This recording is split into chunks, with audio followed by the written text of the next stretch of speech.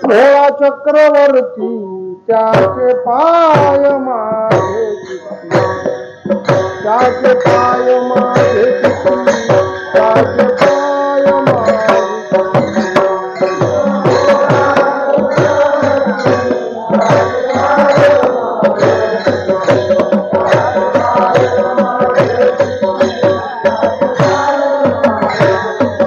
वाचे वदता शिवनाम बाधी क्रोध काम तयान बाधी क्रोध काम तयान बाधी क्रोध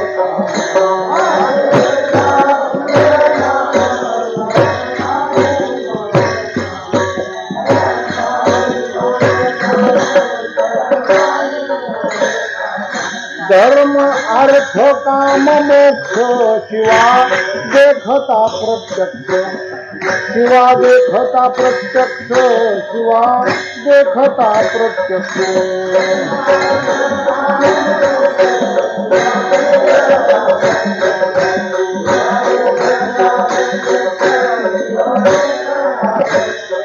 वाचे वदता शिवनाम तयान बाधी क्रोध काम तयान बाधी क्रोध काम तयान बाधी क्रोध काम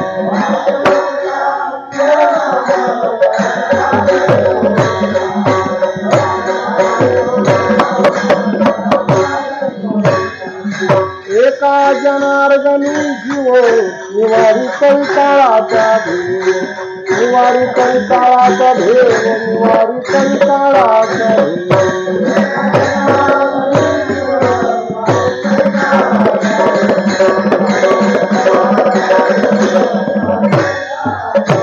याचे वदता शिवनाम तयान बाधी क्रोध तयान बाधी क्रोध तयान बाधी क्रोध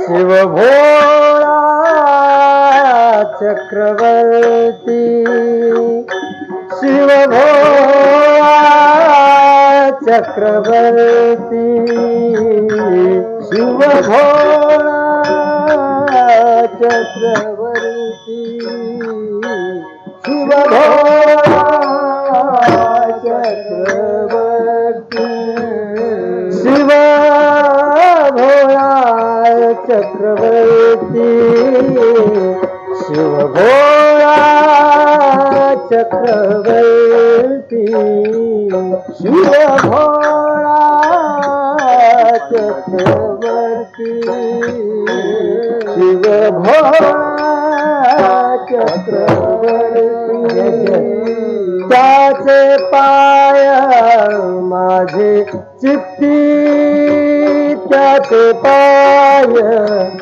माझे चित्ती त्याचे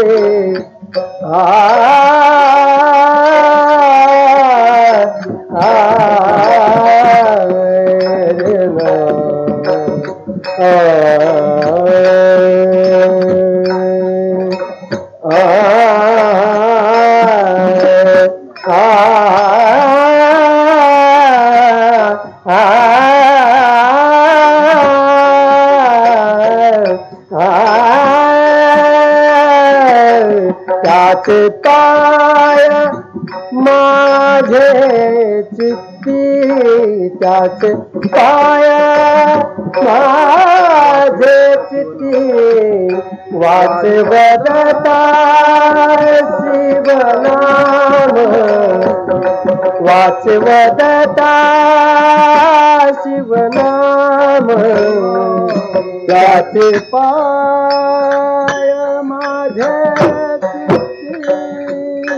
त्याचे पाय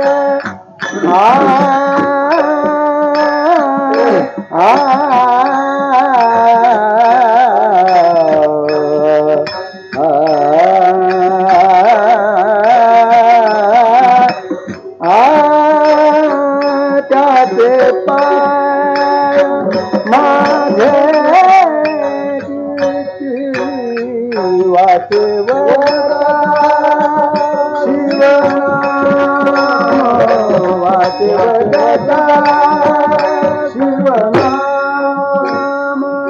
शिव भोळा चक्रवर्ती शिव भोळा चक्रवर्ती शिव भोळा चक्रवर्ती शिव भोळा चक्रवर्ती त्याचे पाय पाय माझे चित्ती त्याचे पाय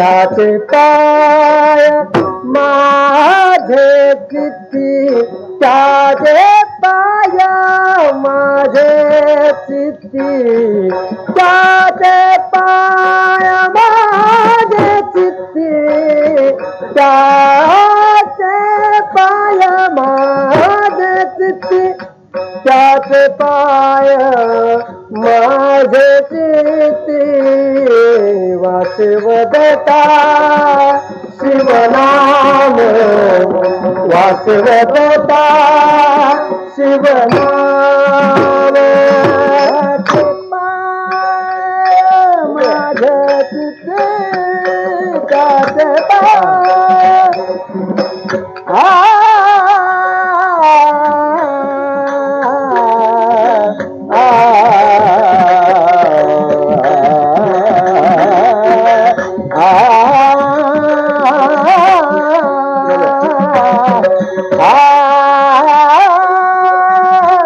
त्याचे पाय माझे चित्ती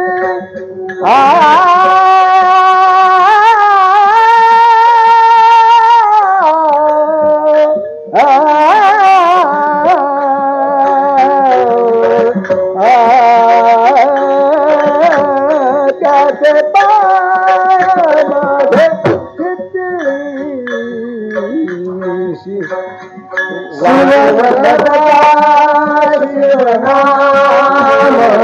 वाचवता शिवनाम तयान बाधी क्रोध काम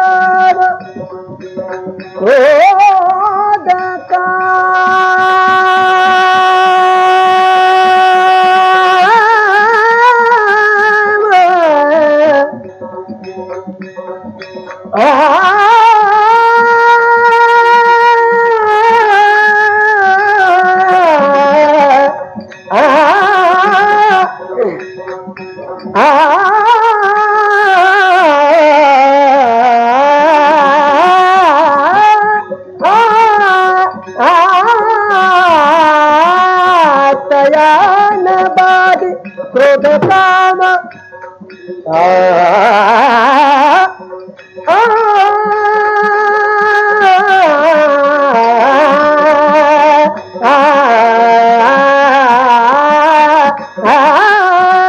तयान बाधी क्रोध काम तयान बाधी क्रोध काम वाचवता शिवनाम वाचवता शिवनाम बाधी क्रोध काम तयान बाधी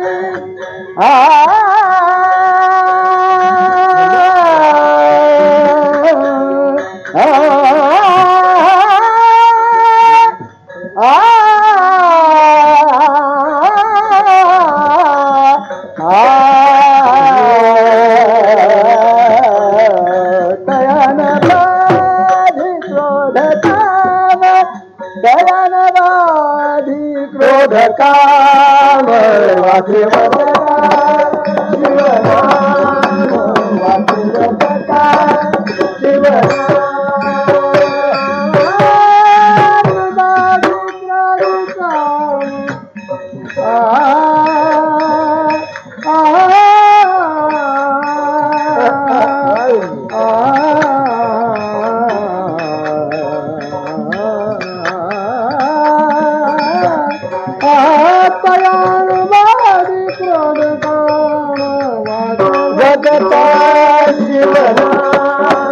वाचवता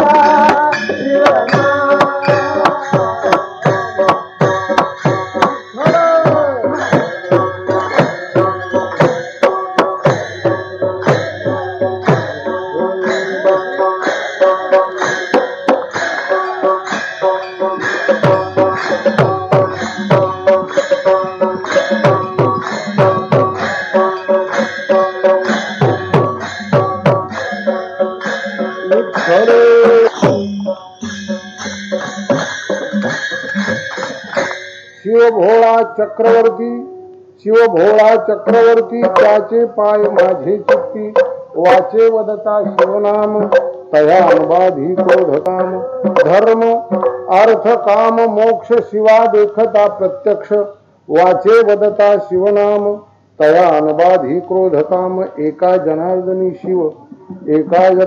शिव निवारी कळिकाळाचा भेव वाचे वदता शिवनाम तयान बाधी क्रोध काम विठ्ठल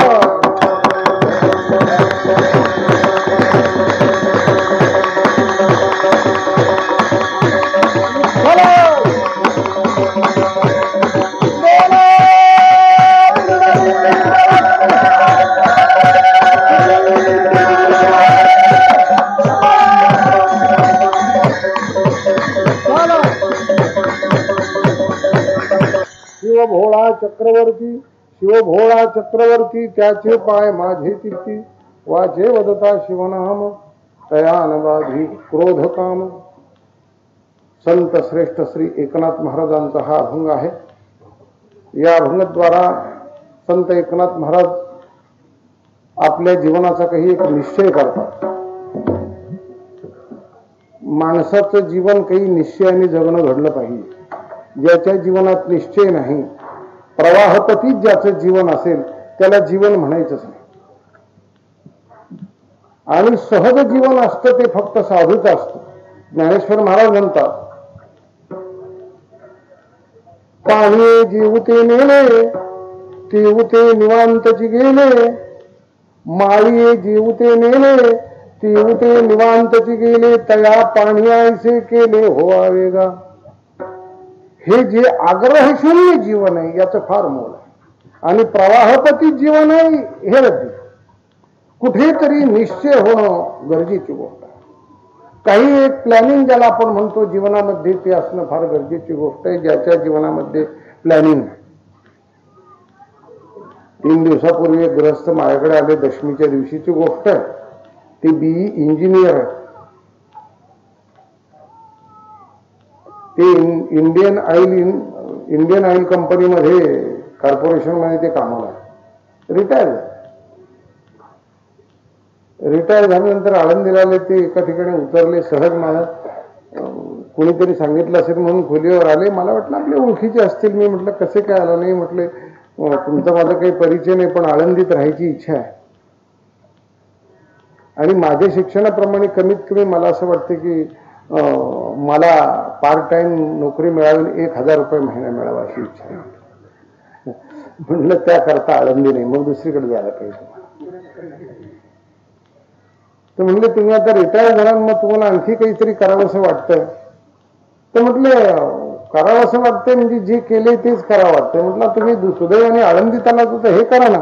म्हटले मी आळंदीला आयुष्यात पहिल्यांदा आलो, आणि इथे कुठे राहायची याची व्यवस्था होईल का, तशी काही व्यवस्था नाही. म्हटलं माझ्या गावी काही मला घर नाही.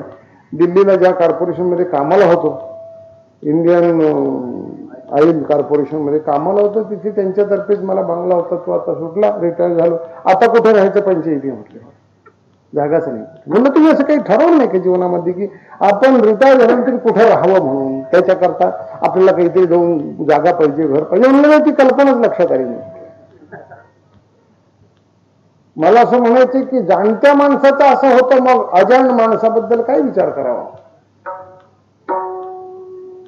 आपल्या जीवनात काही प्लॅनिंग पाहिजे, काही ध्येय आखलं पाहिजे. त्या ध्येयाकरता जगोवा मरो, वाटेल ते दिव्य द्यावं लागलं तरी. जसं तुकोबाराय म्हणतात, तुका म्हणे नेम प्राणा संसाठी, तरीच माझ्या गोष्टी विठोबाच्या. संत एकनाथ महाराज या अभंगाच्या पहिल्या चरणामध्ये सांगतात की माझ्या चित्तामध्ये मी ठरवून टाकलंय की शंकराचे पाय चित्तामध्ये धारण करायचे. हे ठरवलं तरी फार पुष्कळ आहे आपल्यासारखं. आपल्या चित्तात काय आहे काही आपल्यालाच माहित नाही. आपलं चित्त म्हणजे एखाद्या घरात जशी अडगळीची खोली असते, त्या अडगळीच्या खोलीमध्ये काय काय असते यालाच माहित नसतं. काही ठराविक वस्तू आहेत तेवढ्या त्याला माहित असतात, पण त्या नेमक्या कुठे आणि केव्हा सापडतील हे माहित नसतं. खोली याचीच ठेवलेलं असतं यालीच, पण नेमकी केव्हा सापडेल आणि कुठे सापडेल हे माहित नसतं. सगळं चिवडावं लागतं. तेव्हा मग सापडलं रे, सापडलं म्हणून सापड. माहिती असलेली वस्तू सुद्धा खूप चिवडून सापडत असते. मग अशा किती वस्तू आपण टाकलेल्या असतात आपल्यालाच माहित नाही त्या अडगळीच्या खोलीमध्ये. तसं आपल्या चित्तामध्ये काय काय भरलंय, आपण अडगळीची खोली बनवून टाकली आपल्या चित्तामध्ये. महाराजांनी माणसाच्या शरीरामध्ये ज्या ज्या मोलाच्या वस्तू दिल्यात त्या कशा असाव्यात त्याच्याबद्दल फार गोड सांगितलं. म्हणून काही काही वस्तू कशा असाव्यात, त्याचा काय उपयोग करावा, महाराजांनी स्वतःच्या जीवनाबद्दलच सांगितले. डोळे भरून या पाहिन तुझे मुख. आता दुसऱ्या डोळ्याला विषयच नाही, कानाला दुसरं ऐकायची गरजच नाही. कान सुखावण्याकरता, आपली इंद्रिय सुखावण्याकरता आपण खूप बाहेर धावतो की हे ऐकलं म्हणजे बरं, ते पाहिलं म्हणजे बरं, ते खाल्लं म्हणजे बरं वाटतंय, तिथे गेलं म्हणजे बरं वाटतंय, तिथून उठलं म्हणजे बरं वाटतंय, हे केलं म्हणजे बरं वाटतंय. असं काही की आपण बरं वाटण्याकरता खूप आपण बाहेर गेलेलो, इतके दूर दूर गेलो की बरं वाटण्याची मूळची जागाच आपण सोडून दिली. जशी घरची भरपूर इस्टेट असून सुद्धा माहीत नसावी आणि पोट भरण्याकरता खूप लांब जावा. मग तिथे 60-70 वर्ष काढल्यानंतर एखाद्याने विचारावं का हो तुमचं मूळ गाव कुठलं, म्हणतात काही कल्पना नाही, पुणे जिल्ह्यात आहे म्हणतात, पण काही माहिती नाही, लक्षात नाही त्या गावाचं नाव. 60 वर्षानं कुणीतरी विचारलं तेव्हा स्मरण झालं की आपण पुणे जिल्ह्यातले आहोत. मग इकडे कशा करता आलात म्हणले काय नाही, पोट भरण्याकरता इकडे आलं. ते इकडेच आता राहिले. इकडे राहिल्यावर मूळ विसरला. इकडे कोणी तुमचे नातेगोतेचे नाही, जवळपासचे कोणी नाही. तो माझे तीच तर मोठी अडचण आहे. आता मुलगा लग्नाला आला पण कुठे नातेगोतच लागे ना, त्यामुळे आता तो मुलगा तसंच राहतच, काही काळजी वाटते. खूप दूर गेलो आपण. आणि माणसाला दूर दूर भटकायला लावणारी इंद्रिय आहे. डोळे, कान, नाक, तोंड, ही सगळी इंद्रिय आपल्याला खूप लांब नेतात. आणि प्रत्यक्ष शरीराने लांब नेणारा जर महत्वाचा कोण असेल तर हे एक विधभर जागा, ती फार लांब नेती माणसा. कुठल्या कुठल्या जिल्ह्यातून कुठे कुठे माणसं आलीत, कुठल्या कुठल्या प्रांतातून कुणीकडे आलीत, कशा करता. कबीर महाराज एके सांगतात, बघा मौज आहे कशी. ये पेट बडा बाका, ये पेट बडा बाका, सबसे लगा दिया धोखा, सबसे लगा दिया धोखा, सबसे लगा दिया धोखा, सबसे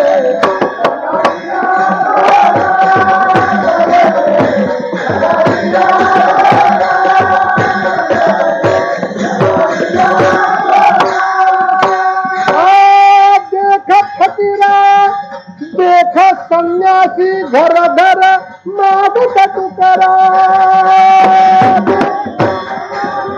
देख संन्यासी घर घर मागत तुकारा, एक आसन पर कोई नहीं बैठा, पीछे पेट काल करा, पेट बड़ा बाका, सबसे लगा दिया धोखा, सबसे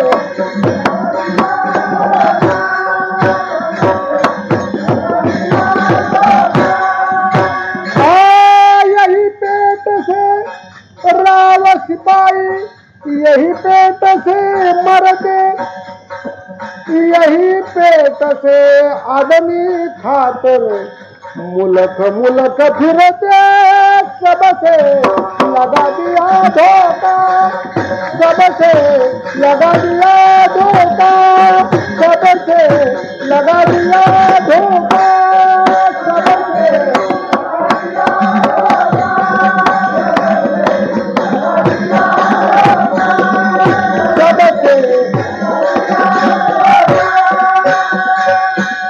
कहत कबीरा सुनो भाई साधु, सब दुनिया से न्यारा, बला बिचारा पशु पंखी, वही भी पेटने घेरा, सबसे लगा दिया धोखा. कुठे कुठे हिंडतोय मनुष्य, आपला प्रांत सोडून, आपलं घर सोडून, आपलं वतन सोडून, आपली इस्टेट सोडून दूर दूर दूर दूर पिढ्यान पिढ्या. हे जसं घडतं ना, तसं आपण आपलं मूळचं साम्राज्य सोडून इतके दूर गेलोत, इतके दूर पांगलो गेलोत की आता पुन्हा ही जागा सापडायला कित्येक काल जाईल ते सांगता येत नाही. म्हणून भगवान म्हणतात, अर्जुन 1-2 वर्ष नाही, अरे 1-2 जन्म सुद्धा अपुरेत कदाचित. बहुनाम जन्मनाम अंते ज्ञानवान माम प्रपद्यते, बहुनाम जन्मनाम अंते. अनेक जन्माच्या अंती कदाचित आला जागेवर तर. कारण आपल्याला निश्चित एक ठिकाण आपल्याला माहितीच नाही ना, जिथे आपलं पोट भरू शकतं नाही, आपण 10 लोकाला घेऊन सुद्धा जीवू शकू, इतकी इस्टेट आपली आहे आपल्या जवळ, पण माहित नाही त्याचा परिणाम. ज्ञानेश्वर महाराजांनी मोठं रूपकात्मक वर्णन केलंय अशा प्रकारच्या वृत्तीच्या माणसाचं त्या घटनेचं. सांगतो, थोडं भजन करा. विठ्ठल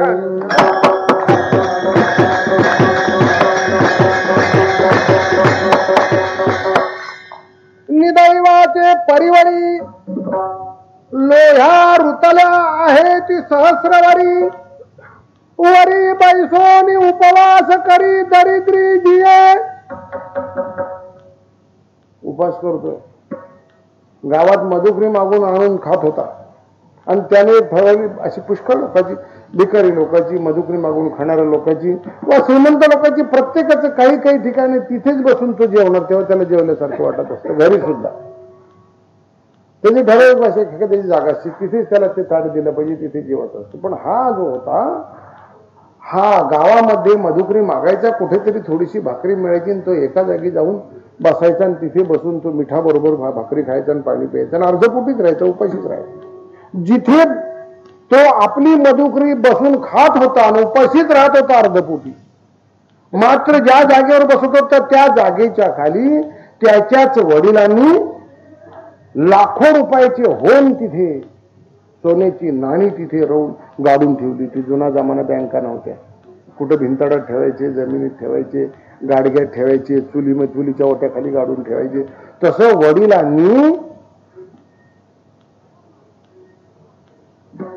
एका त्यांच्या स्वतःच्या जागेत एक खड्डा घेतला होता आणि तिथे करोडो होम गाडून ठेवलं. कालांतराने इस्टेट खलास झाली, हे पोरग भिकेला लागलं, मधुकरी मागायची गावात, आणि जिथे बसून खायचं तिथेच खाली करोड होऊन होते तिथे, पण माहित नाही. आणि हिंडायचा मात्र भीक मागत. तशी आपल्याला सवय लागली की आपली इंद्रिय खूप बाहेर धावतात विषयाच्या दारामध्ये भीक मागण्याकरता, सुखी होण्याकरता. आणि इतके दूर पांगलो आहोत आपण की आता पुन्हा मूळ जागा सापडणं ही दुरापास्त गोष्ट झाली. आणि त्यासाठी आपल्या मूळ जागेची ओळख करून देण्याकरते ह्या साधू संतांनी खूप परिश्रम घेतले की आपण कोण आहोत, आपलं मूळचं स्वरूप काय आहे, पुन्हा मागे जागेवर येण्याकरता आपण काय केलं पाहिजे. म्हणून मी आपल्याला म्हटलं ना मगाशी की आपलं जीवनच असं आहे की आपल्याला ध्येय ठाऊक नाही, आणि ज्यानं जे ध्येय आखलं असेल ते खरं ध्येय आपलं नाही. एक वेळ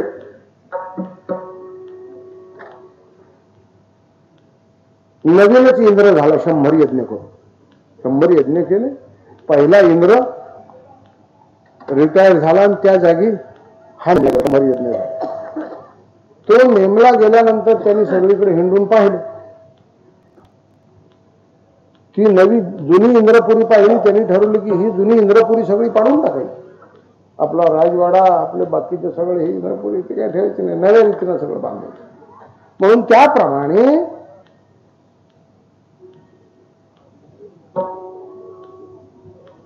त्याप्रमाणे त्या इंद्राने सगळं जमीनदोस्त केलं आणि मयासुराला बोलवून घेतलं. आणखी चांगल्या प्रकारचे कारागीर बोलून घेतले आणि चांगली इंद्रसभा बांधली. इतकी अप्रतिम बांधली की इंद्राने स्वतःच फिरून पाहिलं, वा रे वा, म्हटलं आता कोण याला नाव ठेवलं. अर्थात वास्तू ज्या मोलाची आहे त्या मोलाचाच फीत कापणारा माणूस पाहिजे की फीत कापणारा माणूस तीच पाहिजे. तेव्हा कोणाला बोलवावं त्या वास्तूच्या इंद्रभवनाच्या उद्घाटनाकरता, कोणाला बोलवावं. खूप चौकशी केली, बऱ्याच वेळेला दरबार भरवले, अनेकांना सांगितलं, कोणाच्या काही सूचना असेल ती तर कळवा. प्रत्येकाने काही नावं कळवली, अमक्याचे हस्ते करावं, तमक्याचे हस्ते करावं, तमक्याचे हस्ते करावं, असं खूप कळवलं.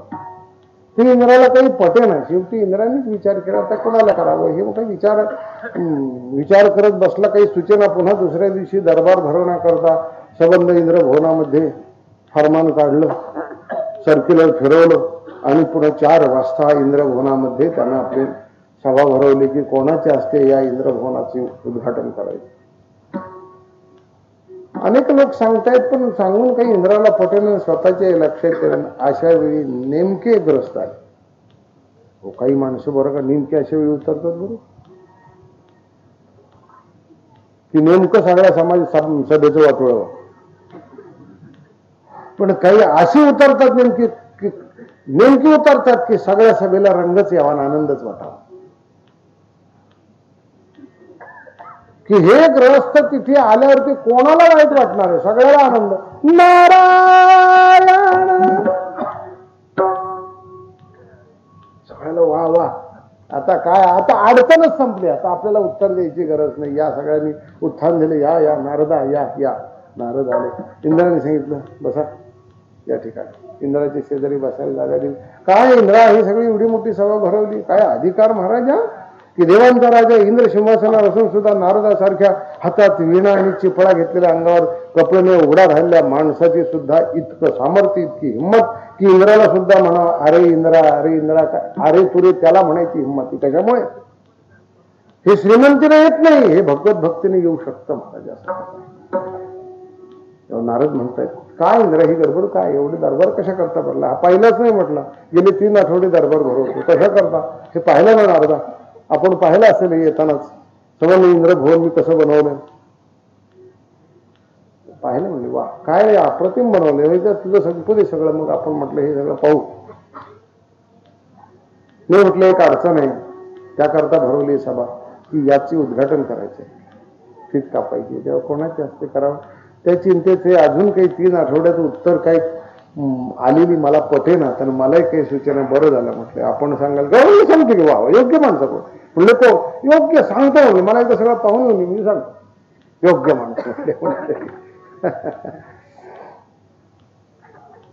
सभा बरखास्त केली. नारदाला घेऊन इंद्र संबंध इंद्रभवनामध्ये फिरले, एक एक दालन दाखवलं, दरबार हॉल दाखवला, शुरूचा हॉल दाखवला, बैठकीचा हॉल दाखवला, डायनिंग हॉल दाखवला, काय वेगळं वेगळं सगळं पाहिल्यावर इंद्र नारद म्हणाले, वा इंद्रा, अरे मी जवळजवळ माझ्या जीवनामध्ये तुझ्या पूर्वीचे 43 इंद्र पाहिले. 43, पण 43 पैकी 43ांच्या एकाच्याही मला तितका बदल करावा, इतकी सुधारणा करावी आली नाही. म्हणले तू नवा इंद्र झाला आणि बदल करायचं तुझ्या डोक्यात आलं. काय तू इमारत केली, काय खरंच पाहत राहावं. कोण रे कारागीर? त्यांनी कारागिरी सांगितले. वा वा, छान म्हटलं. आणि याला खरंच उद्घाटनाकरता तुझी काय रे कल्पना? म्हटली मला कल्पना तुझ्या. बाकीच्यांनी काय सुचवलं? कोणी काय सुचवलं? म्हणले तुमचं काय मत आहे? म्हटली मी एक माणूस सुचवलाय, पण त्याला निमंत्रण देण्याकरता तुला यावं लागेल माझ्याबरोबर, रिप्रेझेंटेटिव्ह चालणार नाही. नाही म्हणलं आणखी कोणा धापच नाही. म्हटले तू आणि मी दोघच पुरे झाले. केव्हा निघायचं? म्हणजे तू म्हणशील तेव्हा. नाही जरा नारदा आता आपण आलात तर जरा बरोबर जेवण करू, बसू जा गप्पा मारून. ठीक आहे म्हटले, दुपारी केव्हाही म्हटलं. दुपारी 4 वाजले, केव्हा जायचं? म्हणजे नाही आजच्या दिवस मुक्काम करून उद्या जाऊ. नारदही माहुशात की काहींच्याकडे जायचं असले की काही ठराविक वेळेलाच जावं, बालक्या वेळेला जाऊ. काही माणसांच्याकडे संध्याकाळी 7 वाजले की जाऊच नाही.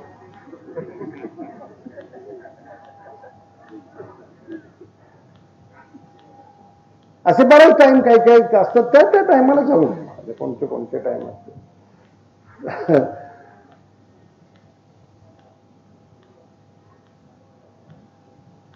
काही माणसांचं खाजगी जीवन नसतं. 24 तास दरबार उघडाच, केव्हाही या आणि केव्हाही जा, केव्हाही. म्हणून तर वारकरी संप्रदायाचा आग्रह आहे की पांडुरंगाच्या पूजेकरता सुद्धा दार बंद असता कामा नये. म्हणून तर वारकरी मंडळीचा आग्रह आहे, आळंदीच्या ज्ञानेश्वर महाराजांच्या पूजेकरता रात्री 12 ते पहाटे 4 एकादशीला दरवाजा बंद आणि दर्शन बंद असं असता कामा नये. 24 तास पाहिजे. कारण ही जी आहेत यांचं जीवनच समाजाकरता आहे, त्यांना वैयक्तिक जीवन नाही. त्यावेळेला माणूस हाका मारेल त्यावेळेला हे तयार पाहिजे. विठ्ठल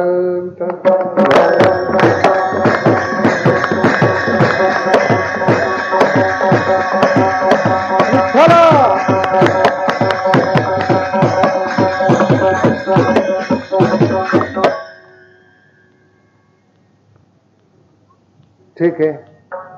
सकाळी 10 वाजले, 11 वाजले आणि मग इंद्र सांगतायत, नारद सांगतायत इंद्रा चला जायचं. इंद्राने टाळी वाजवली.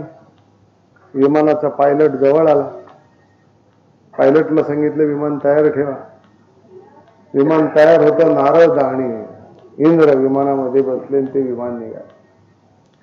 ते दूर डोंगरावर कुठेतरी असं बाजूला उतरलं आणि नारदाने सांगितलं इथून पायी माझ्याबरोबर यावं लागेल. इंद्रा कुणीकडे जायचे? तुला काय करायचं? तुझ्या इंद्रभुवनाचं उद्घाटन करण्याकरता योग्य व्यक्ती पाहिजे ना. माझ्या विश्वासाने चल. म्हणून नारद पुढे इंद्र पाठीमागे चालतायत रानातून, वनातून, झाडातून, ढेकळातून, डोंगरातून चालतायत. इंद्र म्हणतो नारदा कुणीकडे जायचं? चला तर खरं. मग विस्तीर्ण असं काळशार असं रान लागलं. शेजारी काही 2-5 घराची वस्ती होती. संबंध ते रान नांगरलेलं होतं. मोठमोठे ढेकळ पडलेले होते. त्या ढेकळामध्ये दुपारी 12 ते 1च्या दरम्यान चैत्र वैशाखाच्या महिना असताना अफाट ऊन पडले. तशामध्ये एक गृहस्थ त्या ढेकळामध्ये स्वस्त आपल्याशी पडले. त्या बांधाच्या कडेने इंद्र आणि नारद चालले, तेव्हा इंद्र नारदाला म्हणतो, नारदा हा कोण वेडा माणूस आहे? म्हटले हा इथे ढेकळात पडलाय. म्हटले शेजारी झाड आहे, एवढं याला कोणी इथे उन्हाला सावलीला जावं म्हणून. कोण आहे? म्हटले हा.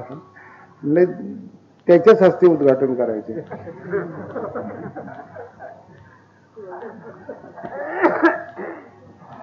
कोण आहेत म्हटले ते, की खरंच ते कोण आहे म्हणण्यापेक्षा सांगू तुला नारद इंद्रा, तुझ्या वास्तूचं उद्घाटन करणारी योग्य व्यक्ती तीच आहे, दुसरी नाही. ओ म्हणले ज्याला स्वतःलाच घर नाही तो आमच्या इंद्रभवनाचं काय उद्घाटन करायला योग्य आहे काय? हीच तर म्हटले मौज आहे. हीच तर मला आपल्याला भाग सांगायचा नाही पुढचा.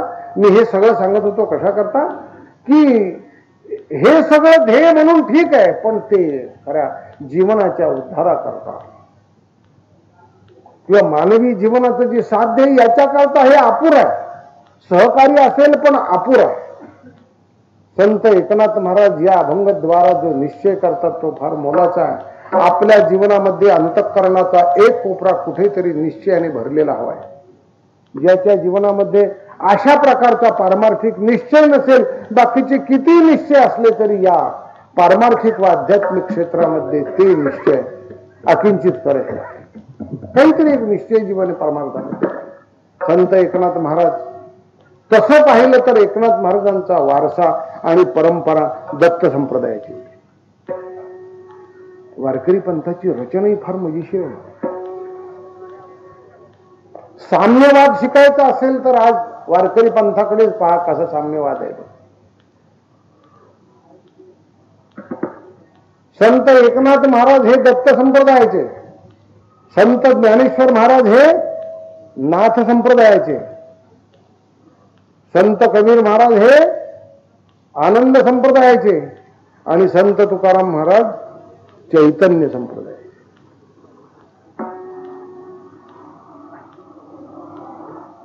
राघव चैतन्य केशव चैतन्य, राघव चैतन्य केशव चैतन्य.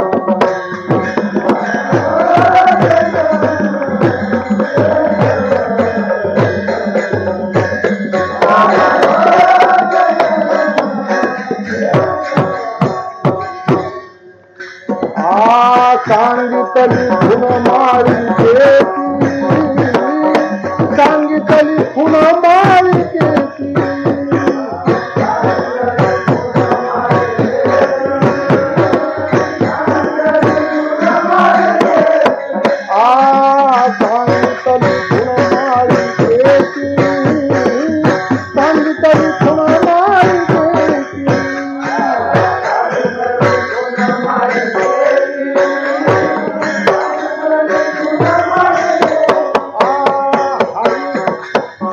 सापडविले वाटे जाता गंगे, सापडविले वाटे जाता गंगे, सापडविले.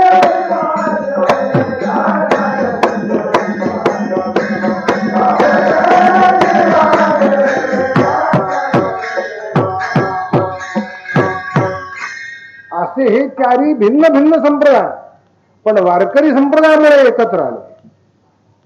नाही तर संत एकनाथ महाराज दत्त संप्रदायाचे, दत्तावरती त्यांचे अनेक अभंग आहेत. परंतु संत एकनाथ महाराज पंढरीची वारी करतात, वारी केलेली आहे त्यांनी, ही कुठून दीक्षा आहे. ज्ञानेश्वर महाराज नाथ संप्रदायाचे, आदिनाथ गुरु सकळ सिद्धांत मच्छिंद्र दयाचा मुख्य शिष्य, मच्छिंद्राने बोध गोरक्षासी केला, गोरक्ष वळला मच्छिंद्रनाथ, गोरक्षनाथ, गैनीनाथ, निवृत्तीनाथ, हे सगळे नाथ संप्रदायाचे. तरीही विठ्ठल भक्तीचा आश्रय केला. कबीर महाराज आनंद संप्रदायाचे. फिरत फिरत सहज पंढरपूरला आले. एका थोर व्यक्तीचं नाव ऐकून आणि त्यांना पाहायचं होतं की फार अधिकारी आहे संत नामदेव महाराजांच्याकडे, भांडी घासणारी, झाडून मारणारी, सडा संमार्जन करणारी, धुणं धुणारी, बटकीसारखं काम करणारी कोणीतरी जणी आहे. आणि ती थोर अधिकारी संत आहे, सत्पुरुष आहे असं म्हणतात. एकदा पाहावं तर खरं की महाराष्ट्रात स्त्री सुद्धा संत होऊ शकते, हे पाहिलं पाहिजे आपण. म्हणून कबीर महाराज आले आणि गोपाळपुराच्या बाजूला भांडणं चालली होती म्हणून लांबूनच पाहून उभे राहिले भांडतायत ते. मग विचारलं का ग तुम्ही कोण? ती एक जण म्हणाले मला म्हणतात जनी. कुठली म्हणली? मी नामदेवरायची दासी. अरे मनात विचार करे की नामदेवरायची दासी जनी, ही तर संत आहे आपण ऐकलंय, आणि ही तर भांडती. आणि कशा करता? सोन्याकरता भांडणं तर ठीक आहे, पण शेणा करता फरक काय आहे? सोन्याकरता भांडणं काही, शेणा करता फरक आहे का? काही भांडण असते. तुम्ही शेणा करता भांडती काय? आणि तुम्ही भांडता का? म्हटले काय नाही, माझ्या गौऱ्या येणे घेतले. आपल्याला इतिहास माहिती आहे. सांगत असतो नेहमी की साधूच्या स्पर्शानं काय परिणाम जडावर होईल सांगता येत नाही. जडावर जर परिणाम होतो तर चेतनावर का नाही?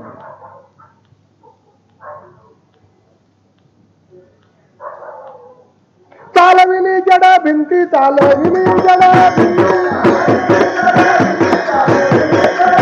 हरली तांदळाची भ्रांती, हरली तांदळाची भ्रांती. मोक्षमार्गीचा संघाती ज्ञानोबा माझा, मोक्षमार्गीचा संघाती ज्ञानोबा माझा.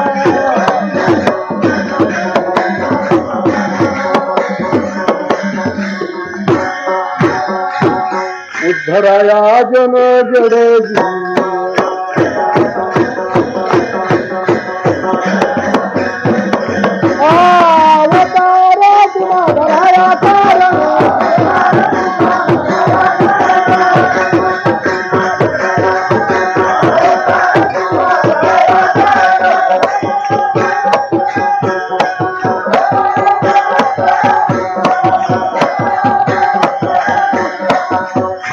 जडावर परिणाम होतो साधूचा स्पर्श झाला तर.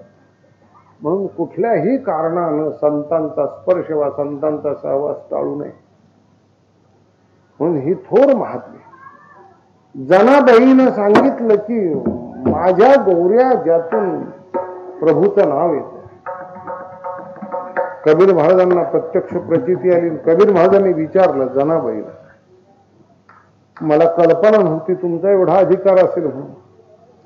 मी आपली तो कीर्ती आपली कीर्ती कोणाच्या तरी तोंडून ऐकली, मी आपल्या दर्शना करता आले. म्हणले माझ्या आपण कोण? म्हणले मला म्हणतात कबीर. रामानंदांचा मी शिष्य. म्हटली मी आपल्याबद्दल ऐकलंय. म्हणले ते असू देत, पण म्हणले जनाबाई की तुमचा स्पर्श झाला तर वाळलेल्या शेण्यामधून आवाज यावा विठ्ठल विठ्ठल. हे असं कसं घडलं? काय आहे याची प्रक्रिया? काय आहे? संत जनाबाईंनी जे उत्तर दिले ते फार मोलाचं आहे. आणि तेव्हापासून संत कबीर महाराजांनी वारकरी संप्रदायाचा अंगीकार केलाय आणि अभंग लिहिलेत कबीर महाराजांनी. तीन लोक का स्वामी हमारा, विठ्ठल विठ पर खडा है. तिन्ही लोकांचा आमचा स्वामी विठ्ठल विटेवर उभा आहे. कोणाचे अभंग आहेत? संत कबीर महाराज. आणि म्हणूनच भेदाभेद शून्य जीवन जगायचं असेल तर वारकरी संप्रदाय इतका विशाल आणि मोठा संप्रदाय नाही. वारकरी संप्रदाय मोठा आहे पण त्यात माणसं फार लहान आहे. त्याला काय करणार? खूप मनाने मोठं होणं गरजेची गोष्ट आहे. पहा महाराज म्हणतात की आम्ही भेदच बाळगत नाही, नाहीतर खूप भेद आहे आपल्या भारतामध्ये. कुठला? देवदेवतेचा भेद, देवांचा भेद असेल पण भक्तांचा भेद. पण वारकरी संप्रदायातले संत म्हणतात आम्ही भेदच बाळगायला तयार नाही. हरिहरा भेद, हरिहरा भेद नाही.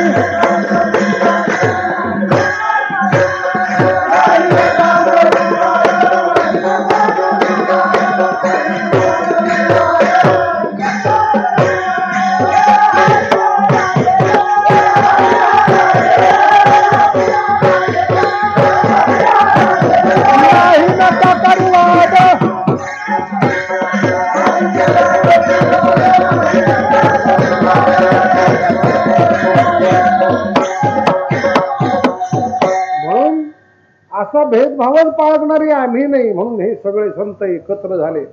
संत एकनाथ महाराज दत्त संप्रदायाचे भक्ती करतात विठ्ठलाची आणि अभंग लिहितात शंकर. म्हणून मनोवृत्तीत आणि निष्ठेत बदलले असं मानायचं काहीही कारण.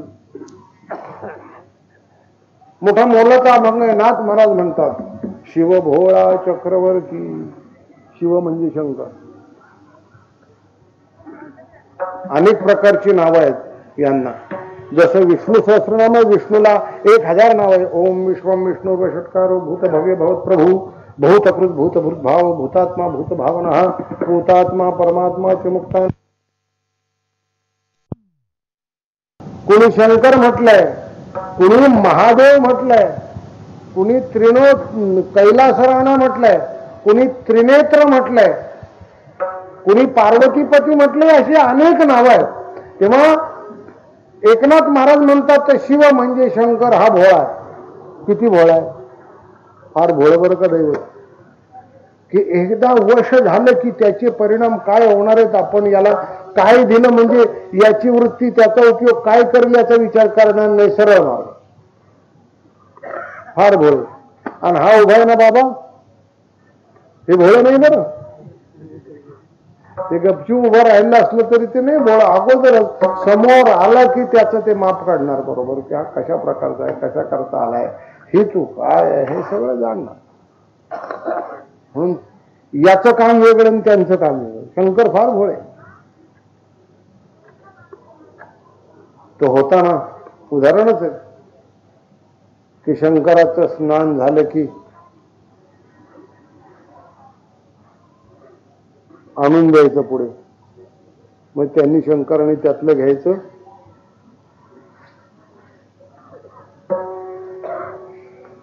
मग राहिलं सगळ्या अंगाला चोळून टाकायचं भस्म. का कुठलं? चिता भस्म. मसन वाट्यातलं 10 मण लाकडात वा 1000 गौरीत जळालं. किती गौऱ्या लागतील मला माहिती नाही बरं. गौरीत जळालेलं ते भस्म. म्हणून चिता भस्म पण कोणाचंही नाही, कसलाही नाही आणि कसाही मेलेलं नाही. ज्याचं जीवन शुद्ध गेलेलं आहे असा गेला आणि त्याचं पवित्र माणसाचं भस्म लागत होतं शंकराला. ते आणून द्यायचं तो रोज. रोज हे नवं नवं नवं नवं मेलेला माणूस शोधायचा आणि ते स्मशानभूमी शोधायची आणि तिथून आणायचं. तेव्हा शंकरालाच प्रार्थना केली की प्रभू हा रोज उठून मला त्रास कशाला, त्यापेक्षा तुम्ही मला असं एक वरदानच द्या ना की मी ज्या तुम्हाला रोज भस्म लागतं ते काही चुकत नाही. ते काही एकदमच डबा भरून आणलं मग महिनाभर तुम्ही वापरला असं नाही, तुम्हाला रोज ताजं पाहिजे. मग रोज ताजा तर कुठे सगळी मसनवाटे शोधत बसायची, त्यापेक्षा मला एक वरच देऊन टाका ना की तुमच्या स्नान होण्यापूर्वी मी ज्याच्या डोक्यावर हात ठेवील त्यांची फाल्गुन शुद्ध पौर्णिमा झाली पाहिजे. विचार करावा नाही की हे किती आपली भक्ती करत असली तरी हे कोण आहेत? राक्षस आहे. म्हणून काही माणसांनी किती भक्ती केली तरी त्यांच्या वृत्तीत फरक पडत नाही. शंकराने ओळखावं ना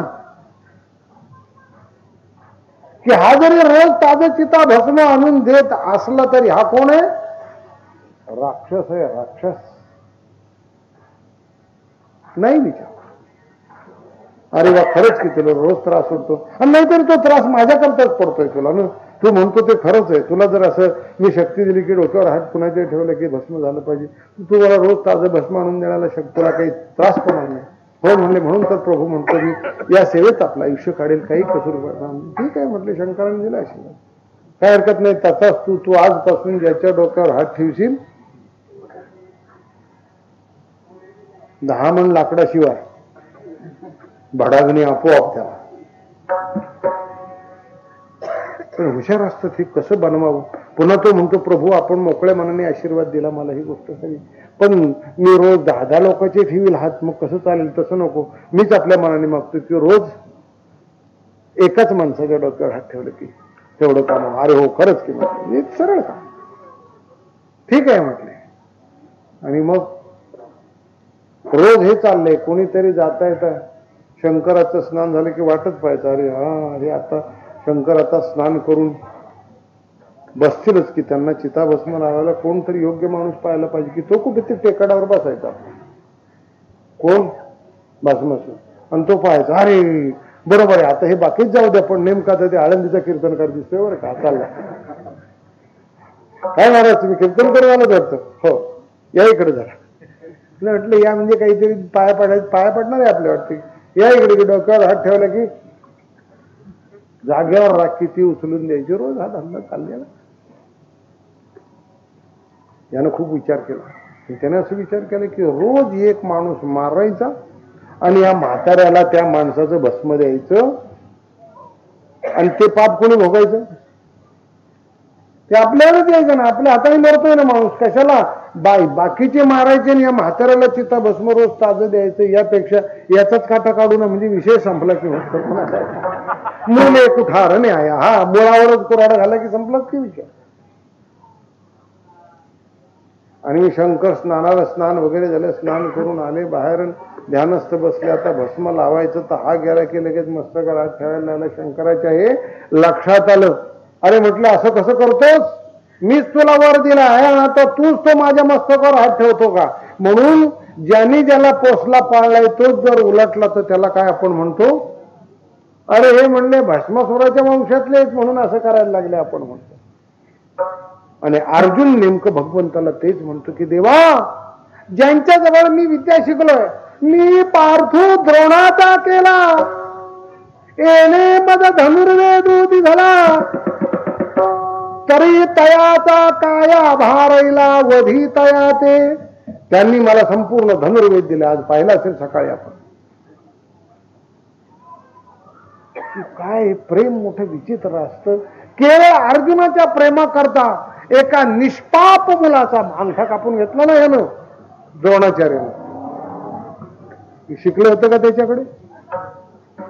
फक्त मातीचा केला आणि असं मारू का ना असं मारू का म्हणून बाण मारत होता. त्याच्यावर श्रद्धेने शिकला म्हणून श्रद्धा काय देईल? श्रद्धा कदाचित दगडावर ठेवली तर त्याच्यापासून आपल्याला मिळेल. आणि श्रद्धा नसेल आणि योग्य माणसाच्या जवळ जरी बसलो तरी काही उपयोग होणार नाही. लक्षात. गुरुदक्षिणा देशील मला? हो दे, तुझ्या हाताचा अंगठा कापून आज पाहिला. अर्जुन म्हणतो देवा, अरे ज्या द्रोणाचार्यांनी मला विद्या दिली आहे आणि मी द्रोणाचार्याचाच हात अर्जुन बनवलाय. माझ्या रक्ताचा कण ना कण, केस ना केस द्रोणाचार्याच्या विद्येचा आहे. आणि आता द्रोणाचार्य माझ्या समोर युद्धा करता उभे, मी त्यांना मारून तू मार म्हणून सांगतोस? जेथीचे कृपाला हि देवरू, तेथेची मने व्यभिचारू, तरी काय मी भस्मासुरू, अर्जुन म्हणे. मी काय भस्मासूर आहे?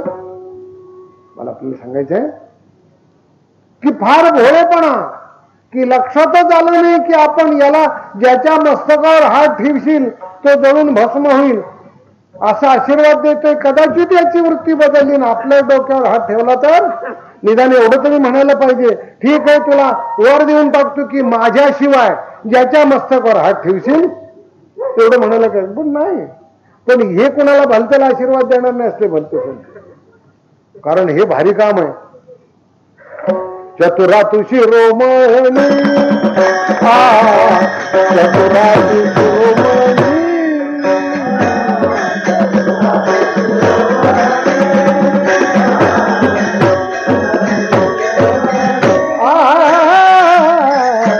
चतुरातु शिरोमणी, चतुरातु शिरोमणी, चतुरातु शिरोमणी.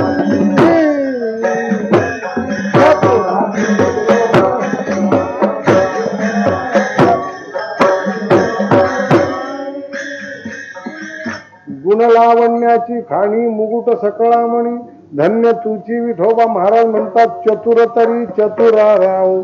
भलत्या संताला असे कोणालाही आशीर्वाद देणार नाही, भलतं सामर्थ्य भलताला देणार नाहीत. पण संत एकनाथ महाराज म्हणतात हीच एक देवता अशी आहे, शिव भोळा, फार भोळे, फार भोळे.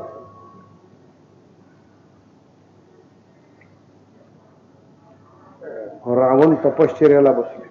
काय पूर्वीच्या तपश्चर्या, आपल्याला 10 मिनिटं आसनावर बसून असं ध्यान करणं होत नाही. 10 मिनिट जरा वेळ बसलं की लगेच जरा शांत बस. लटपट खटपट करणार.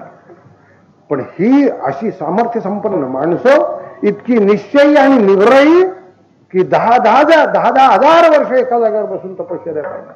नाही पटायचं आपल्याला या गोष्टी. कारण ज्याच्या बुद्धीची आणि विचाराची झेप जितकी असू शकते तेवढंच त्याला पटतं, यापेक्षा जास्ती पटणार नाही पटणार.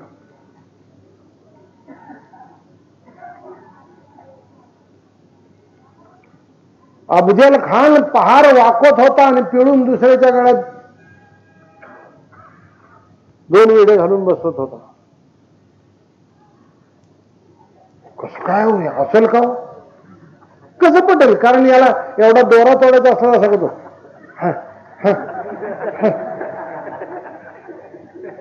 दोरा तुटत नाही याला,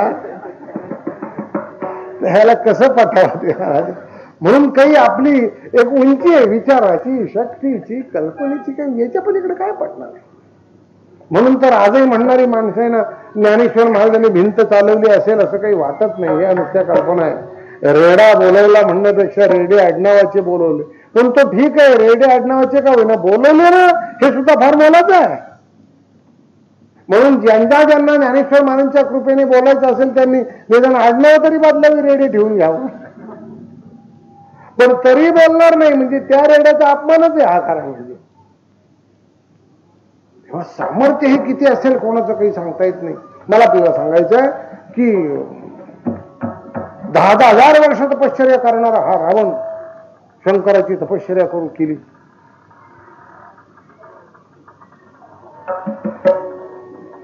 आणि शिवनाम म्हणायचं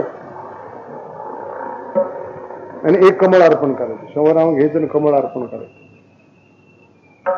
एक दिवशी 1000 कमळ अर्पण करायचं ठरवलं आणि नेमके त्या ताटामध्ये 999 भरली. एक बस आपले 999 कमळ समर्पण केली आणि एक सापडेना. पूजेतून उठता येईना.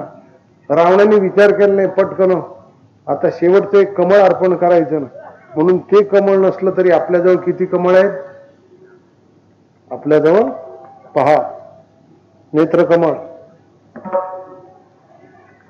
मुखकमळ, करकमळ, हृदय कमळ आणि 5वं शिरकमळ. किती कमळ आहेत आपल्याजवळ? 5. रावणाने तिथे विचारच केला नाही. म्हणलं आपल्याजवळ 10 शिरकमळ आहेत ना, त्यातले एक गेलं तर काय बिघडलं? म्हणून पटकन तलवार काढली, एक शिर कापलं शंकराला समर्पण. शंकर खुश झाले, पण तेवढंच मनात ठेवलं. एक दिवशी शंकर असे बसले असताना रावण अचानक गेला. शंकराला नमस्कार केला. प्रभू आपलं दर्शन झालं, धन्यवाद. शंकर हसले, सांगितलं रावणा, अरे केवढी तपश्चर्या, केवढं सामर्थ्य, केवढा त्याग, एक कमळ कमी पडलं तर तू स्वतःचं शिर समर्पण केलं. अरे वा, असा भक्त असावा. मी आज संतुष्ट आहे तुझ्यावर, तुला काय हवंय ते माग. कल्पना करा, आपल्याला जर शंकर म्हणले काय हवंय ते माग, तर आपण काय मागू?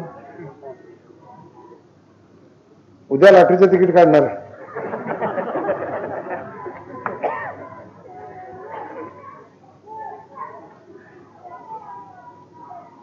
तेवढं निदान उद्याच तरी कमीत कमी 25 लाखाचं लागू दे. कोण काय मागेल काही सांगता येत नाही. माग तुला काय हवंय ते. मला असं म्हणायचं आहे की हवंय ते माग म्हटलं तरी माणूस ज्या वृत्तीने रंगलेला आहे ते मागणार, दुसरं मागणारच नाही. जो ज्यादा रंगलेला आहे तेच मागणार. शंकराने सांगितलं, सांग रावणा, मी आज संतुष्ट आहे, पुन्हा ही वेळ येणार नाही. तुला काय हवंय ते या घटक्याला माग द्यायला तारे प्रभू देणार का? अरे दिलं समज, माग. आता दिलं म्हटल्यानंतर आणखी काय पाहिजे? माग म्हटलं रावणाने काय मागावं? म्हणून मी म्हटलं ना की भक्ती केली म्हणजे दुष्टवृत्ती जाते, नव्हे जाते तर असंही नाही. त्याच्याकरता खूप काही दिले द्यावं लागतं. इतकी जाज्वल्य अशी शंकराची भक्ती करणारा, पण शंकर माग म्हणून म्हटल्यावरती काय मागितलं असेल रावणानं? हो दे. रावण म्हणतो, प्रभू तुमच्या मांडीवर बसली आहे ना, तेवढी मला द्या. काय वृत्ती असेल बघा.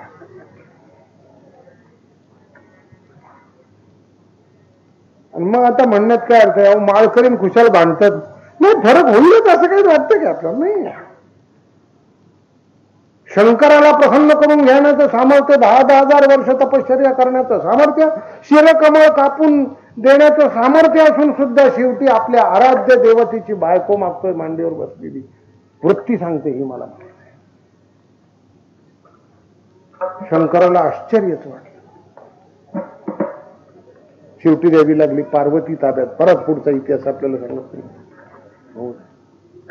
मी हे सगळं कशा करता सांगितलंय की शंकर ही अतिशय भूमी देवता आहे, भाबडी आहे. जर त्या प्रसन्न झाले आपल्या भक्तीने तर वाटेल ते देतात, विचारच करत नाही. शिव भोळा, पण तो सबंध देव देवतेचा चक्रवर्ती सम्राट आहे. संत एकनाथ महाराज म्हणतात, मी ठरवलंय की त्याचे पाय माझ्या चित्तात स्मरण करत सतत राहायचं असं मी ठरवलं. चित्तामध्ये पाय धारण करायचे आणि मुखानं शंकराचं नामस्मरण करायचं असं ठरवून टाकलं. पण तुम्ही शंकराचं नाव मुखाने घेणार, असं त्याच्या नावामध्ये काय सामर्थ्य आहे? म्हणून एकनाथ महाराज सांगतात की शंकराच्या नावामध्ये काय सामर्थ्य आहे? वाचे वदता शिवनाम, वाचे वदता शिवनाम,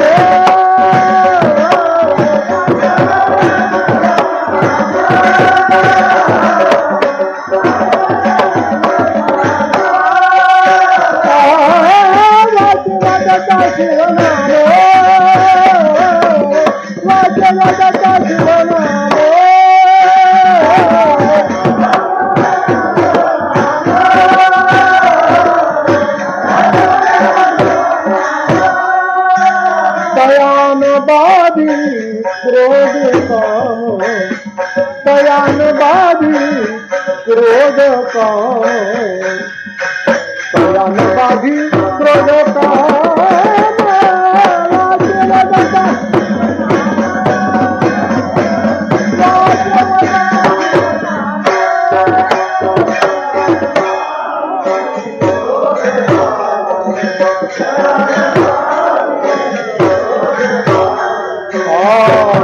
तयान बाधी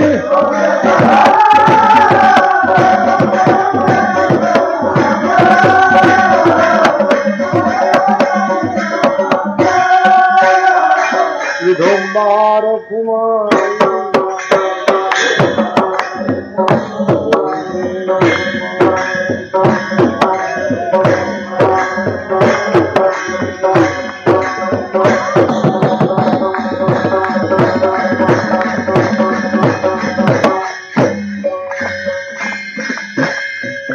शिव भोळा चक्रवर्ती, त्याचे पाय माझी चित्ती वाचे वदता शिवनाम, तयान बाधी क्रोध काम. संत एकनाथ महाराज म्हणतात की शंकराचं नाव सतत जर जप केले, ओम नमः शिवाय, ओम नमः शिवाय, किंवा नुसतं शिव शिव शिव शिव शिव असं जरी म्हटलं तरी कामक्रोधाची बाधा होत नाही. नामाचं एवढं सामर्थ्य आहे कामक्रोधाची. आपल्याकडं फार बरं विष्णू भक्त माणसं शंकराच्या देवळात जातात आणि शंकर भक्त माणसं विष्णूची पूजा करतात. भेद नाही. पण दक्षिणेकडे गेला तर फार मोठा फरक आहे. म्हणून एक शिवकांची आणि दुसरी विष्णुकांची आहे. हे कॅलेंडर्स वगैरे जिकडून छापून येतात ना, ते दोन कांची आहेत, एक शिवकांची आणि एक विष्णुकांची. फार फरक तिकडे. विष्णू भक्त शिव शिव सुद्धा म्हणणार नाही आणि शंकर भक्त जर विष्णूचं देऊळ पाहिलं तर तिकडे पाहणार सुद्धा. विष्णू भक्त केव्हा असं आडवं चालणार नाही, कारण विष्णूचं गंध आडवा असतो. आणि शिवभक्त असं सरळ चालणार, ते आडवत चालणार असते.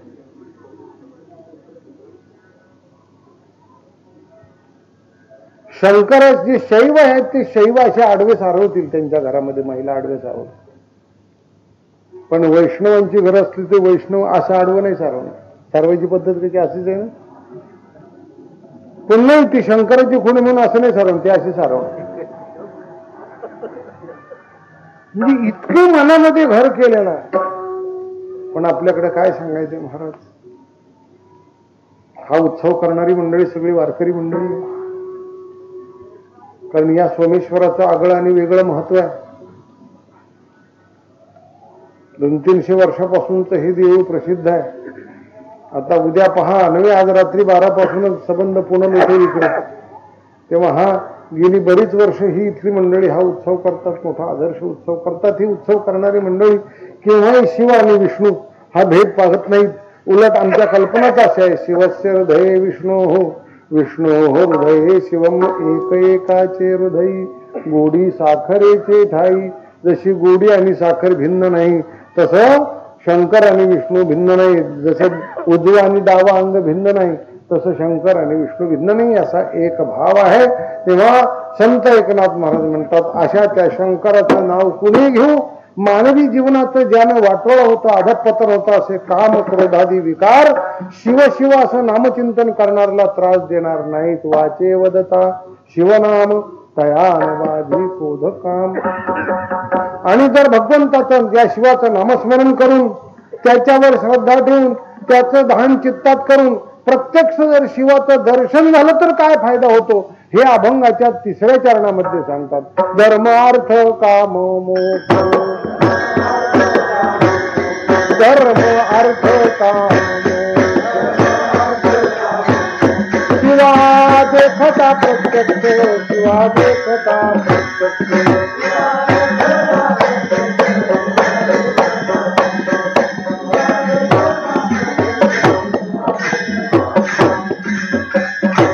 आपल्या शास्त्रामध्ये 4 पुरुषार्थ सांगितले, धर्म, अर्थ, काम आणि मोक्ष.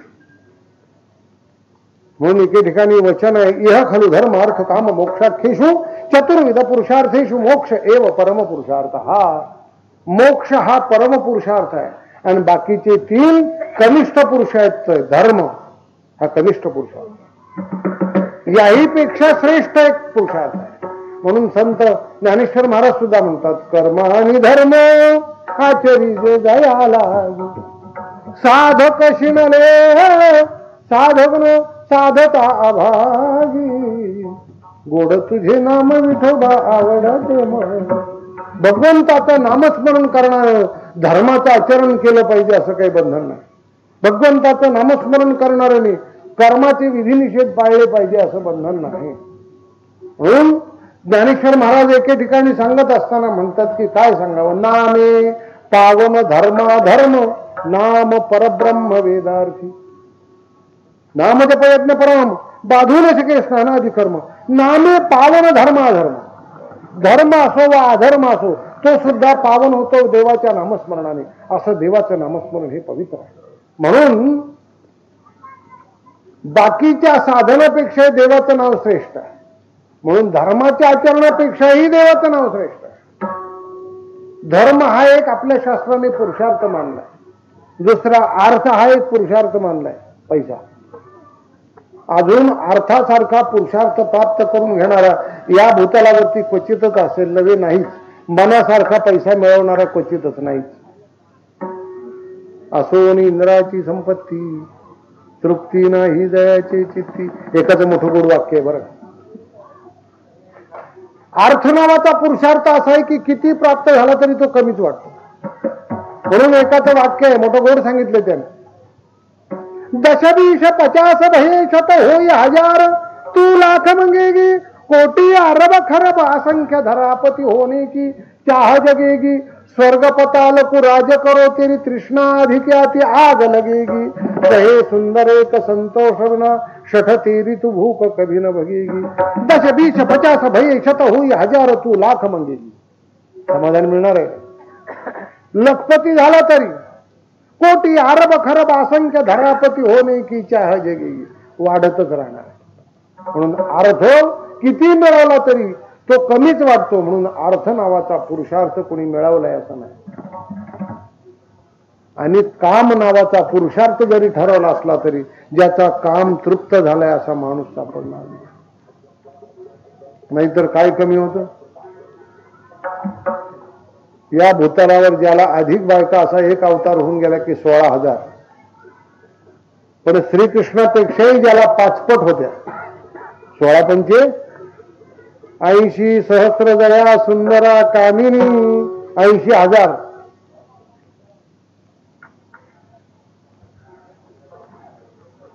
सांगा,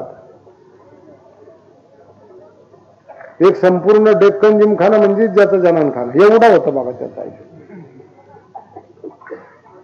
80,000. पण हे इतकं असून सुद्धा त्याला राहावलं नाही. सम्राट असून भिकाऱ्याचा वेश घेऊन पंचवटीत यावं लागलं का? अपूर्व वाटलं.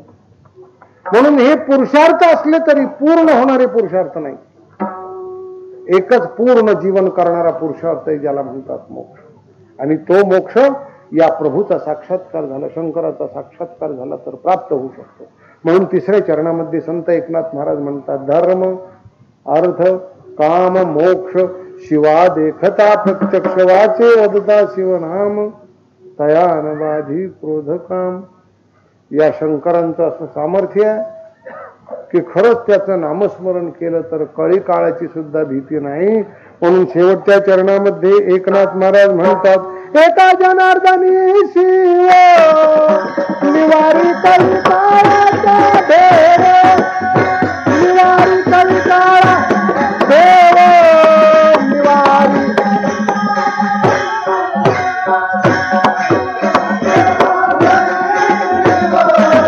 निवारी कळी काळाचा देव.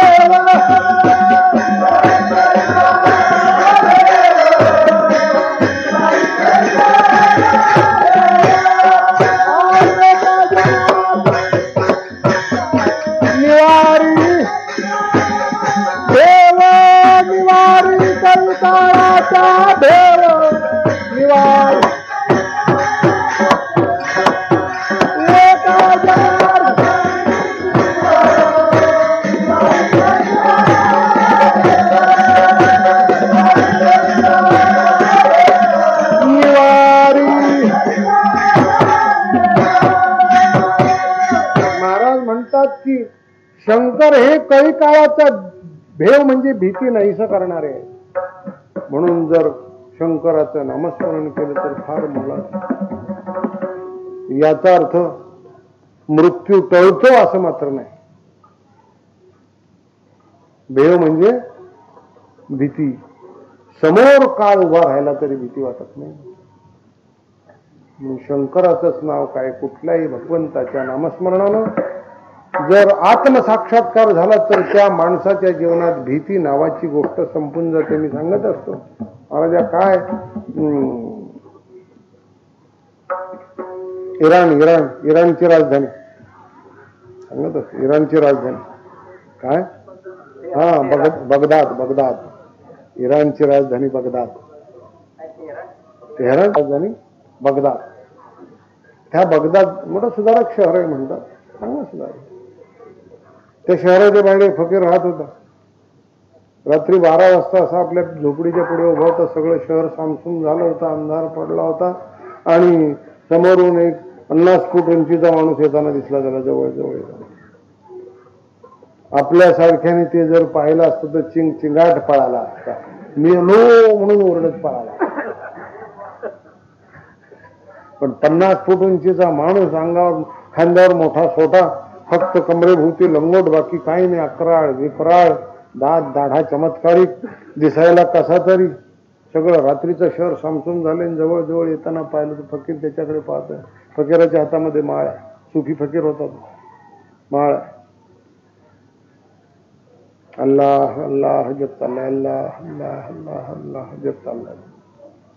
जवळ तोय माणूस येणारा पाहतोय. तोय मनात विचार करायला लागला की मला पाहिलं तर भले भले भीत आहे आणि हा खुशाल उभा राहिला. आपल्याला भीत नाही. मग आपल्याला भीत नाही, निदान आपण का भीत नाही म्हणून विचारायचं कशाला? आपलं गपचूप निघून जाऊ. अशा काही गोष्टी आहेत महाराज. आपली आबरू आपणच सांभाळायला. आता आपल्याला पाहून रस्त्याच्या कडेला एखादा जर आपला बिडी ओढत उभा राहिला, सिगारेट ओढत, तर मग आता आपण पाहूनही तो ऐकत नाही तर आपलं गपचूप असं निघून जाईल. नाही तर काही नाही. खरंच का आमच्या देखत बिडी ओढतात. तो म्हणतो तुम्ही विकत दिलेत का आम्हाला? मी म्हणतो निदान तो गपचूप तरी उभा राहिला. पण काही काही असे माझं कसं काय महाराज बरं आहे ना, हे तोंडावर फुंकत नाही एवढं पुष्कळ बरं आहे.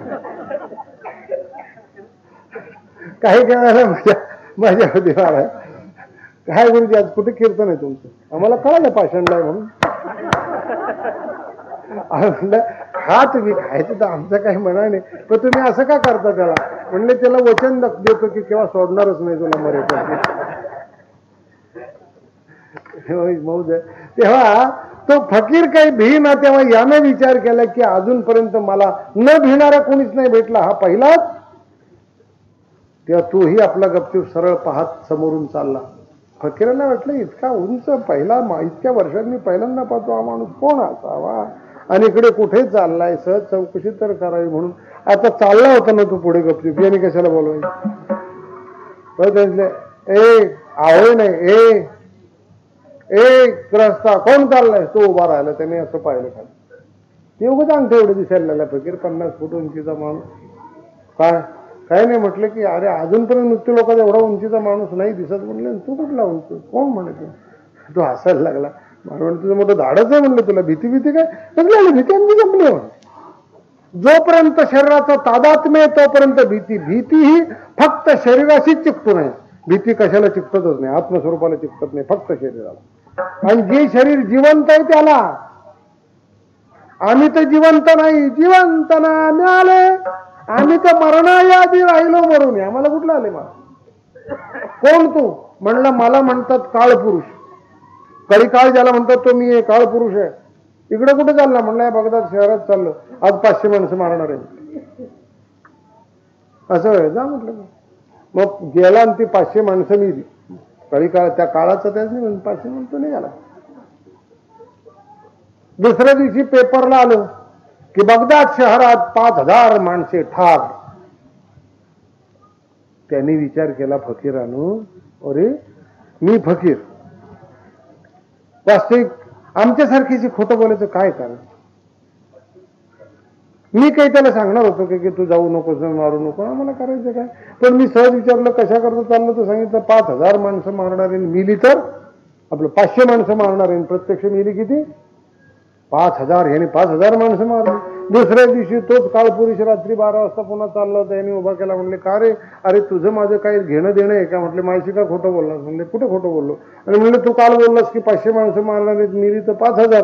तो म्हणला मी 500च मारली, पण त्यांच्या धाकानेच 5000 मिली. त्याला मी काय करणार? मी फक्त 500 मारली. मला हे सगळं कशा करता सांगायचंय की भगवंताचा नामस्मरणाने आत्मसाक्षात्कार झाला तर जीवनातली कळी काळाची भीती सुद्धा नाहीशी होते. म्हणून संत एकनाथ महाराज अभंगाच्या शेवटच्या चरणामध्ये म्हणतात, हे का जनार्दनी शिव निवारी कळी काळाचा भेव, वाचे वदता शिवनाम कयान बाधी क्रोध काम ज्ञानेश्वर माऊली.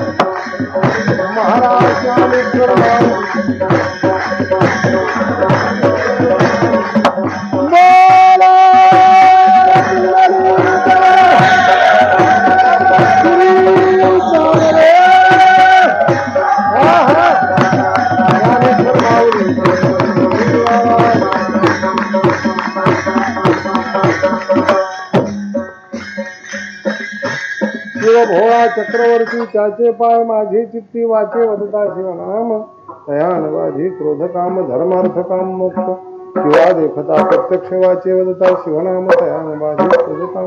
एका जनार्दनी शिव निवारी कळी काळाचा भेव, वाचे वदता शिवनाम तयान वाधी क्रोध काम. म्हणून देवाचं नामस्मरण केलं, पूर्ण अधिकार प्राप्त झाला तर मरण चुकत नाही, मरणाची भीती वाटत नाही. जैसे जीर्ण वस्त्र सांडीजे आणि नूतन विडीजे, तसं जुनं टाकायचं, नवं धारण करण्यात उलट आनंद वाटायला पाहिजे. साधूची ही हिंमत असते. आणि अशी अंतःकरणाची धारणा होण्याकरता असे महोत्सव आहे. मी जवळजवळ माझ्या कल्पनेप्रमाणे इथे येतो 25 वर्ष झाली, 20 ते 25 वर्ष आतमध्ये कीर्तन करत होतो पहिले. 25 वर्षापूर्वी या मंदिराची परिसराची काय स्थिती होती आणि आता इतका कायापालट झाला, इतका बदल झाला की पहा ना किती सुंदर झालाय. इकडे हे शिवाचं मंदिर आणि तिकडे ते शिवाचं मंदिर, हे प्रत्यक्ष आहे. म्हणून धर्म आणि शासन जर एकत्र आलं तर खूप परिवर्तन होऊ शकेल. पण धर्म शब्द वापरला म्हणजे इतर लोक धर्म या शब्दाचा अर्थ जसा समजतात तशा रीतीचा मी वापरत नाही, हे लक्षात घ्या. आपली धर्म याची संकल्पनाच इतकी उच्च रीतीची आहे की हा आपला जो धर्म आहे हो सगळ्यांना पोटात घालणारा विश्वव्यापी धर्म आहे. आणि त्याच धर्माची घोषणा संत ज्ञानेश्वर महाराजांनी आपल्या पसायदानात केली आहे. विश्व स्वधर्म सूर्ये पाहो, विश्वाचा स्वधर्म म्हणजे कुठे भेदच नाही, मानव मात्र एक, अशा रीतीची संकल्पना या साधू संतांची आहे. तेव्हा या ठिकाणची मोठ्या आनंदाची गोष्ट आहे. अशा रीतीने प्रत्येक वर्षी हा महोत्सव होतो. इथली ग्रामस्थ मंडळी, परिसरातली मंडळी या ठिकाणी महोत्सव साजरा करतात. जीवनाचं परिवर्तन होण्याकरता या गोष्टीची गरज आहे. तेव्हा जीवनाचं परिवर्तन, अंतःकरणाची भीती नाहीशी होण्याकरता, भगवंताच्या सेवेकरता काहीतरी आपलं जीवन दिलं पाहिजे. देवाचे द्वारी उभा आयुष्यभरी, तेणे मुक्तिचारी साधी आहे. आयुष्यभरी काय, देवाचे द्वारी उभा क्षण. पण हा क्षण जर सापडला तर खरंच काय सांगावं, 4 मोक्षात मुक्तच मिळते. पण क्षण सापडला पाहिजे. आपलं जीवन किती आहे, किती नाही मौज आहे महाराजा. आपलं हे मागचं गेलंय ते गेलंच आहे, पुढचं ठाऊक नाही. आपण जगतो किती, आपण जगतो क्षणच. फक्त माणसाला माहिती आहे क्षणच. क्षणानंतर जो येईल तो क्षणच, तो संपला की येईल तो क्षणच. माणसाचं जीवन फक्त एकच क्षण आहे. फक्त जो आपल्याला वापरायला आला तो क्षणच, तो एक क्षणच. मी जे बोलतोय ते क्षणच, आता संपलं ते क्षणच, पुन्हा येतोय तो एक एक क्षण क्षण क्षण क्षण क्षण मिळून आयुष्य. भविष्यकाल गेलाय ना, वर्तमान कोणी पाहिला नाही. म्हणून व्यापारी लोक हुशार आहे, कोणालाच उद्या माहित नाही. उद्या माहित नाही, फक्त माहिती आहे आज. आणि कदाचित उद्या आली तरी ती उद्या कोण ठरेल, आज. फक्त आत्ता माहिती आपल्याला, नंतर माहित नाही. नंतर हे आत्ता फक्त बोलण्यापुरतं आहे. पण ज्या वेळेला बोलून झालं की जो नंतर येतो ती सुद्धा कोण असते, आत्ताच असते. उद्या फक्त शब्द आहे, येईल उद्या तो कोण आहे, आज आहे. म्हणून व्यापारी लोक हुशार की कायमचीच पाठी न बदलायची लिहित असतात. आज आणि उद्या येतच नाही. उद्या येते ती आजच असते. तसं दुसरा क्षण येतच नाही, येतो तो क्षण एकच येतो आत्ताचा. आणि असं जो क्षण आपल्याला सापडलाय त्या क्षणभरात देवाचं स्मरण करा, तेणे चारी मुक्ती साध्य होतील आणि काही काळाची भीती नाहीशी येईल. म्हणा शेवटचं कोणी तुका म्हणे, एका जनार्दनी शिव निवारी कळिकाळाचा भेव, दत्ता शिवनाम तयान वाधी क्रोध काम. शिव एका जनार्दनी शिव, एका जनार्दनी शिव, एका जनार्दनी शिव, एका जनार्दनी शिव, एका जनार्दनी शिव, एका जनार्दनी शिव, एका जनार्दनी शिव. निवारी काळाचा भेव, निवारी कलिकाळाचा भेव, निवारी कलिकाळाचा भेव, निवारी कलिकाळाचा भेव, निवारी कलिकाळाचा भेव, निवारी कलिकाळाचा भेव. वाचवता जीवनाम, वाचवता जीवनाम, निवारी कलिकाळा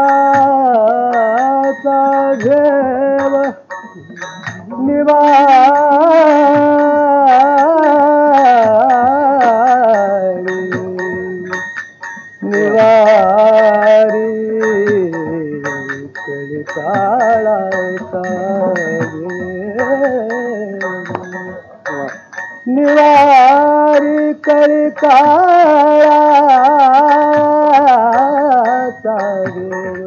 निवारी कळकाळाचा घेव वाजवता शिवनाम वाजवता शिवनाम कयान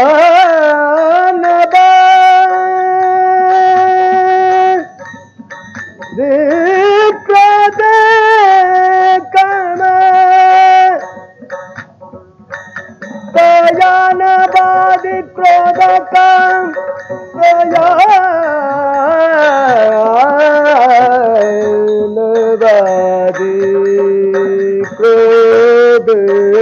काम कयानवादी क्रोध काम कयानवादी क्रोध काम वाजवता शिवनाम वाजवता शिवनाम कयानवाद क्रोध काम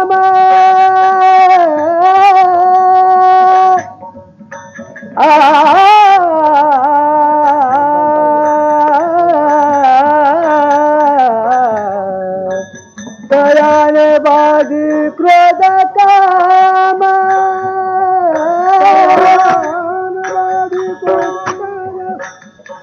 कयानवाद क्रोध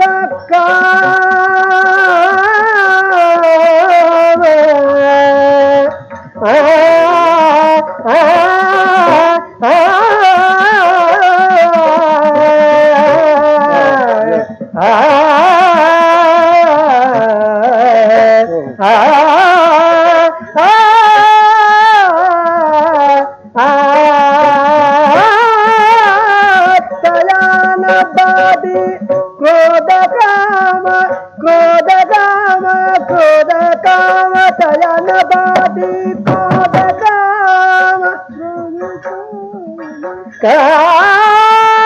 क्रोध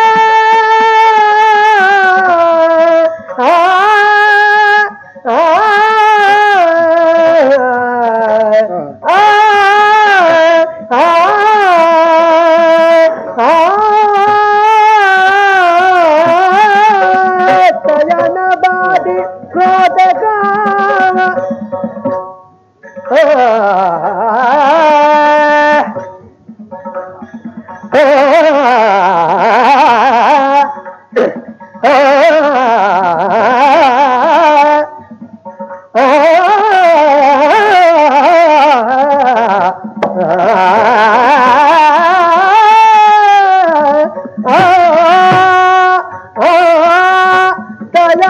कयानवादी क्रोध काम क्रोध काम कयानवादी क्रोध काम कयानवादी क्रोध काम वाजवता शिवनाम वाजवता शिवनाम